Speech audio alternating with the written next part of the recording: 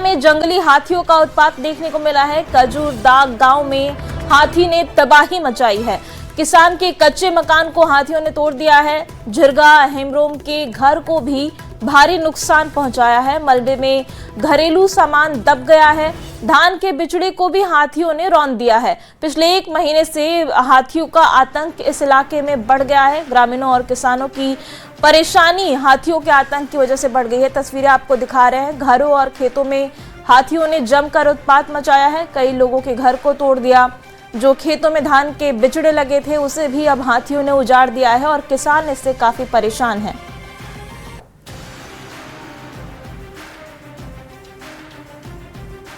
झारखंड विधानसभा का मानसून सत्र 6 से 12 अगस्त तक चलेगा। सत्र को लेकर सरकार और विपक्ष ने तैयारी शुरू कर दी है।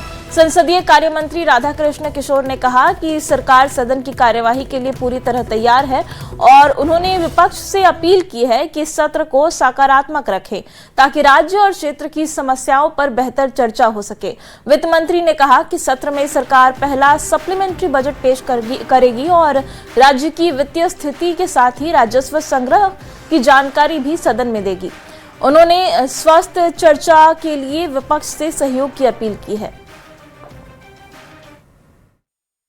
कैसे देख रहे हो और क्या तैयारी है सरकार के स्तर पर? देखिए, एक बात, हेमंत सोरेन जी की सरकार ऐसे संसदीय विषयों पर हम हर समय तैयार रहते हैं और मानसून सत्र ये हमारे संवैधानिक व्यवस्था के द्वारा प्रावधान किया गया है जिसके तहत मानसून सत्र होना है। 1 वर्ष में 3 सत्र होते हैं जिसमें ये सत्र मानसून सत्र के रूप में जाना जाएगा।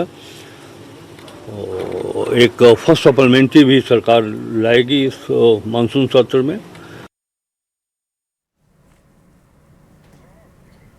तो देखिए, इस खबर पे ज्यादा जानकारी के साथ हमारे संवाददाता गौरव झा जुड़ गए हैं। गौरव, और क्या जानकारी है मानसून सत्र को लेकर? बिल्कुल, हम आपको बता दें कि मानसून सत्र 6 तारीख से शुरू होना है, यानी 6 अगस्त से 12 अगस्त तक मानसून सत्र चलना है। ये सत्र इस वजह से भी महत्वपूर्ण है क्योंकि कई तरह के जो प्रस्ताव हैं वो सदन में आने हैं। इससे पहले वित्त मंत्री ने कहा है कि सरकार ने अपनी ओर से पूरी तैयारी की है। आशा है कि विपक्ष की ओर से भी कोऑपरेट किया जाएगा ताकि सत्र जो है वो सुचारू रूप से चल सके। हालांकि छोटा सत्र जरूर है, बावजूद इसके प्रयास ये होगा कि राज्य के हित के विधानसभा के इलाके की समस्या को सदन में रखा जाएगा और तमाम जो चीजें हैं वो सदन में होंगी। अब देखना होगा कि 6 तारीख से जब सत्र शुरू होता है तो किस तरीके से विधानसभा का ये मानसून सत्र घटता है। जी, बहुत बहुत शुक्रिया गौरव आपका इस जानकारी के लिए। तो देखिए, मानसून सत्र की तैयारी पूरी हो गई है और अब संसदीय कार्य मंत्री राधाकृष्ण किशोर ने विपक्ष से भी अपील की है कि इस सत्र को सकारात्मक तरीके से चलाने में मदद करे। तो देखिए, आपको बता दें कि झारखंड में मानसून सत्र को लेकर के तैयारी पूरी कर ली गई है और आपको बता दें कि 6 से 12 अगस्त तक ये मानसून सत्र चलने वाला है और इसको लेकर के सरकार ने तैयारी पूरी कर ली है। पूर्व मुख्यमंत्री रघुवर दास ने जेपीएससी और जेएसएससी परीक्षाओं में कथित अनियमितताओं को लेकर हेमंत सरकार पर निशाना साधा है। बीजेपी प्रदेश कार्यालय में आयोजित प्रेस वार्ता में उन्होंने कहा कि नीट पर राजनीति हो रही है लेकिन जेपीएससी मामले पर सत्ता पक्ष चुप है। रघुवर दास ने 14वीं जेपीएससी परीक्षा रद्द कर सीबीआई जांच कराने की मांग की है। उन्होंने आरोप लगाया कि बैकलिस्टेड एजेंसी से परीक्षा कराई गई और पेपर लीक और भर्ती गड़बड़ियों पर सरकार दोषियों को बचा रही है।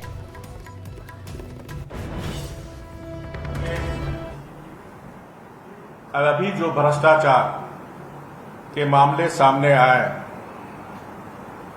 उस पर नेता प्रतिपक्ष माननीय राहुल गांधी और उनकी पार्टी क्यों चुप है?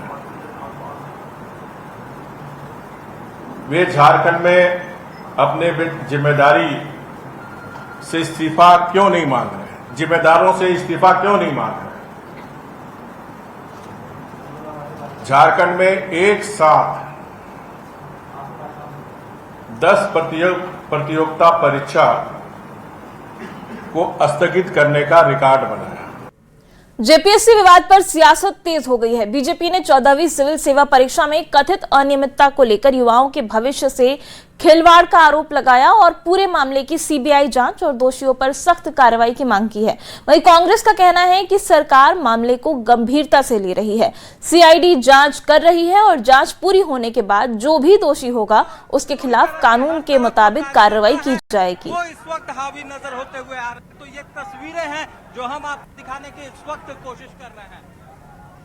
जो कार्यकर्ता है वो इस वक्त जेपीएससी में सरकार के द्वारा जो कार्रवाई की गई है उससे ये साबित होता है कि भारतीय जनता पार्टी ने जो जेपीएससी में जो घोटाले हो रहे हैं उसको लेकर के जो सवाल उठाए थे वो बिल्कुल सही है और इसी का परिणाम है कि दबाव स्वरूप जो है जेपीएससी के चेयरमैन को रातों रात जो है सरकार ने उनका इस्तीफा ले लिया। और भारतीय जनता पार्टी का मानना है कि ये लगातार छात्रों के साथ प्रदेश की सरकार अन्याय कर रही है, जिसके कारण उनका भविष्य अधर में लटका हुआ है। महागठबंधन की सरकार अपनी जवाबदेही और अपनी जिम्मेवारियों का निर्वहन किया। हमने जेपीएससी के अध्यक्ष का इस्तीफा लिया, सीआईडी जांच करवाया, अधीनस्थ कर्मचारियों की गिरफ्तारी भी हुई और जो एजेंसियां थी, जिन एजेंसियों के माध्यम से लगातार जेपीएससी में गड़बड़ी की जा रही थी, उन एजेंसियों के ऊपर भी हमने छापा मारने का काम किया है और उन एजेंसियों के लोगों की भी गिरफ्तारी हमने सुनिश्चित करने का काम किया है। नीट और जेपीएससी मामले को लेकर हुए विरोध प्रदर्शन के बाद कांग्रेस और बीजेपी आमने सामने आ गई हैं। दोनों दलों ने आरगोड़ा थाने में एक दूसरे के खिलाफ अलग अलग प्राथमिकी दर्ज कराई है। कांग्रेस ने बीजेपी नेताओं और कार्यकर्ताओं पर हमला और महिला कार्यकर्ताओं से छेड़छाड़ और जानलेवा हमला करने का आरोप लगाया है। वहीं बीजेपी ने कांग्रेस पर पत्थर, पानी के बोतल और अन्य सामान फेंककर हिंसा भड़काने का आरोप लगाया है। पुलिस पूरे मामले की जांच में जुट गई है। कहीं ना कहीं काफी संख्या में जो नीट पेपर लीक का मामला तुल पकड़े हुए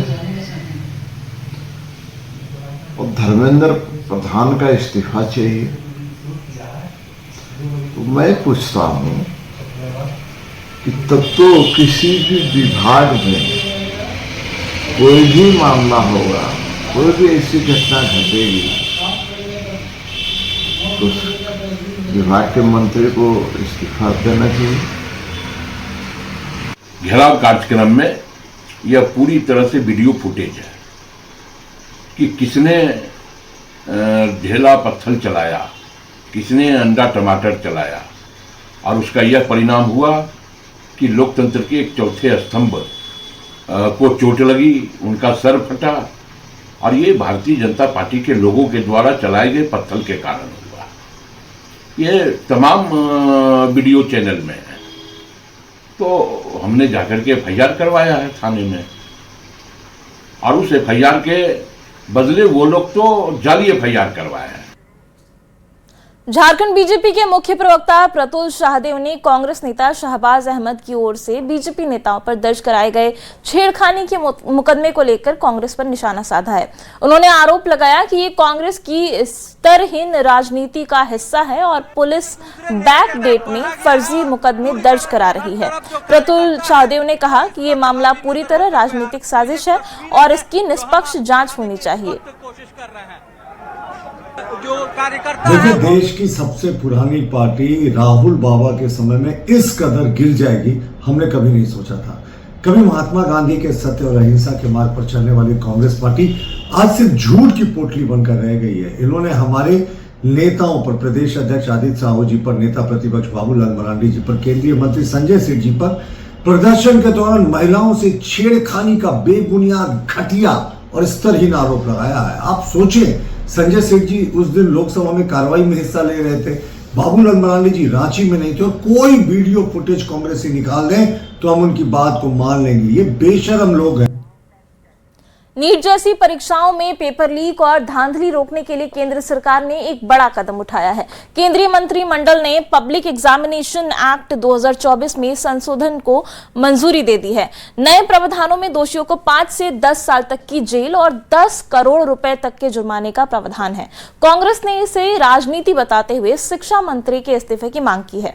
वहीं बीजेपी ने कहा कि पिछली सरकारों के समय भी पेपर लीक हुए और उनकी सरकार कार्रवाई कर रही है।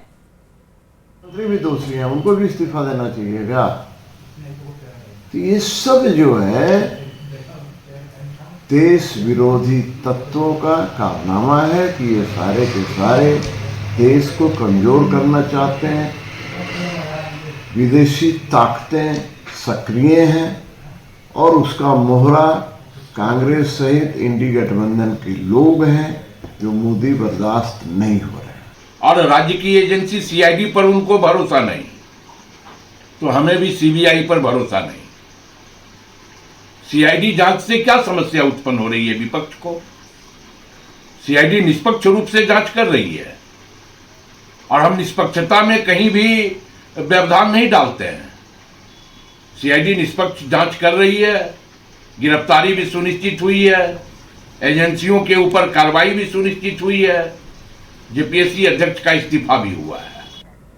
और देखिए, इस बीच रांची से एक बड़ी खबर आ रही है। जमीन कारोबारी के बॉडीगार्ड ने हवाई फायरिंग की है। कांके के रिनपास बॉर्डर लाइन इलाके की ये घटना है। फायरिंग से इलाके में दहशत का माहौल फैल गया है। शराब के नशे में दो बॉडीगार्ड के बीच विवाद हुआ था और गुस्से में बॉडीगार्ड दीपक ने हवाई फायरिंग कर दी।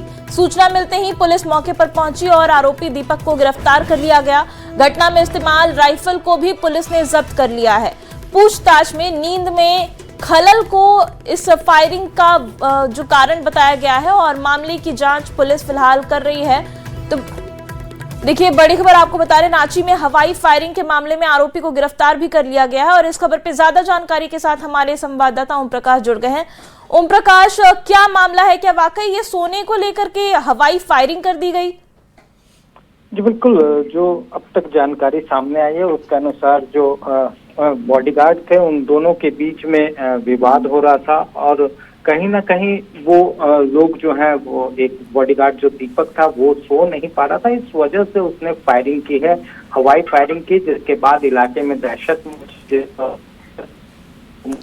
जी बहुत बहुत शुक्रिया ओम प्रकाश आपका इस जानकारी के लिए। तो देखिए, रांची में सोने के मामूली से विवाद पर हवाई फायरिंग कर दी गई है। हालांकि आरोपी बॉडीगार्ड को पुलिस ने गिरफ्तार कर लिया है।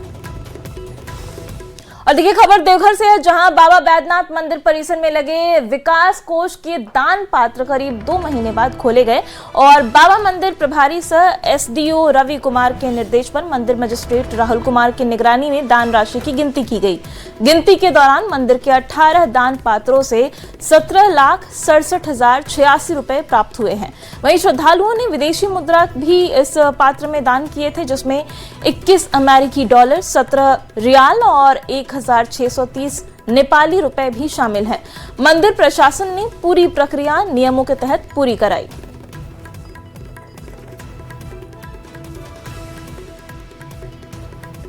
खबर देवघर से है, जहां विश्व प्रसिद्ध श्रावणी मेले को लेकर होने वाली उच्च स्तरीय बैठक से पहले पर्यटन मंत्री सुदिव्य कुमार सोनू अपने परिवार के साथ बाबा बैद्यनाथ मंदिर पहुंचे। उन्होंने विधि विधान से बाबा भोलेनाथ की पूजा अर्चना की और श्रावणी मेले के सफल एवं शांतिपूर्ण आयोजन की प्रार्थना की।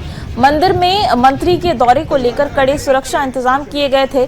प्रशासनिक भवन में संकल्प कराने के बाद उन्होंने सुरक्षा व्यवस्था के बीच गर्भगृह उन्हें ले जाया गया, जहां उन्होंने बाबा की पूजा अर्चना की।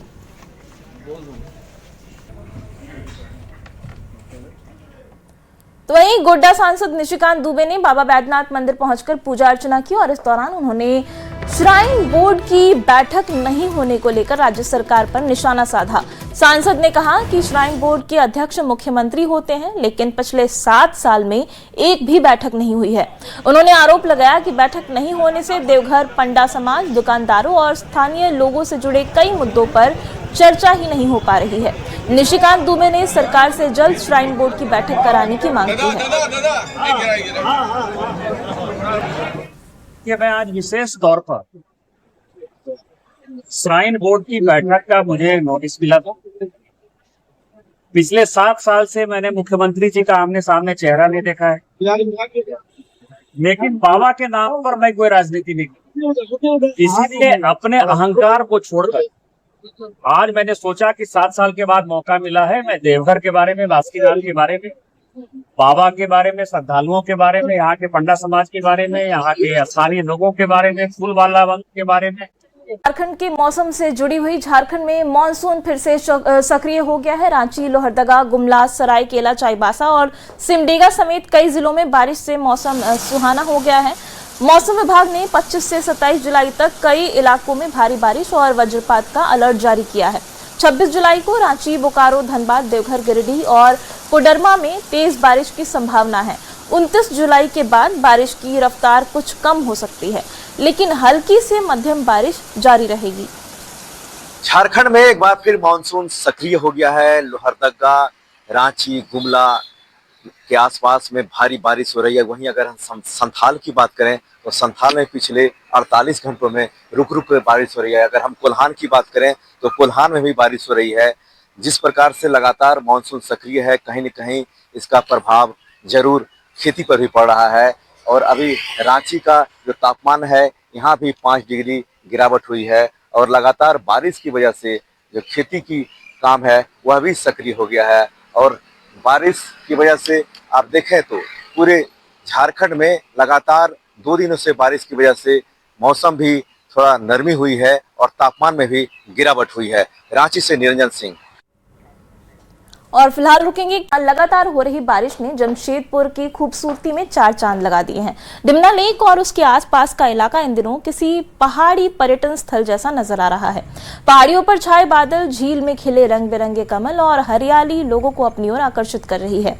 डिमना लेक होकर पटमदा जाने वाले मार्ग पर बड़ी संख्या में लोग रुककर इस मनमोहक नजारे को अपने मोबाइल कैमरे में कैद कर रहे हैं।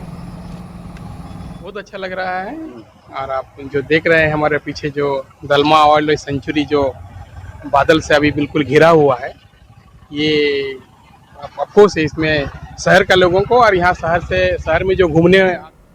और रुकेंगे। डैम का जलस्तर 1319 RRL है, जो पिछले साल की तुलना में कम है। इस मानसून में अब तक सिर्फ 308.5 मिलीमीटर बारिश दर्ज की गई है। डैम के कैचमेंट एरिया में भी कम बारिश हुई है, जिससे जलस्तर प्रभावित हुआ है। हालांकि CCL, जिंदल स्टील और PTPS आवासीय क्षेत्र में जलापूर्ति अभी सामान्य रूप से जारी है।